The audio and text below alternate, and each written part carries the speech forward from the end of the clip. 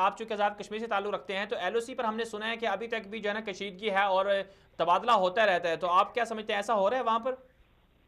जी मुसलसल हो रहा है, मुसलसल सारे आज़ाद कश्मीर। मैं अभी सम्मानी सेक्टर से जहाँ जहाज गिरा था वहां से वापस आया हूँ। कल मैं दक्याल सेक्टर में और इसमें सेक्टर में मुसलसल मीडियम गन के फायर हैं, आबादी डिसलोकेट हो रही है, लोग बेघर हो रहे हैं। दोनों तरफ से इधर से मजबूरी हमारी फौज, पाकिस्तानी फौज जो है वो इनडिस्क्रिमिनेट फायर कर नहीं सकती क्योंकि पार सिविल आबादी है बड़ी, लेकिन बिल्कुल। वो फायर करते हैं। यहाँ किसी फौजी को लगे, किसी सिविल आबादी वाले को लगे, बच्चे को लगे, इमारत को लगे, जंगल चले, उनके लिए तो तमीज नहीं है, इसलिए वो बेतहाशा फायरिंग कर रहे हैं। और पाकिस्तानी फौज एहतियात से देख सुन के फौज पर जवाबी फायर का मौका मिलता है। मेरा समझ दो बॉर्डर एक्टिव है, जी। बहुत पूरी तरह एक्टिव है, और सारी रात तोपों की गरज आपको सुनाई देती है, और उससे लोग पीछे हट रहे हैं, डिसलोकेट हो रहे हैं, और सूरत हाल जो बहुत कशीदा है, बहुत टेंशन है। और इसकी चलें। सारी की सारी जिम्मेदारी हिंदुस्तान के जारहाना अज़ाइम पर है।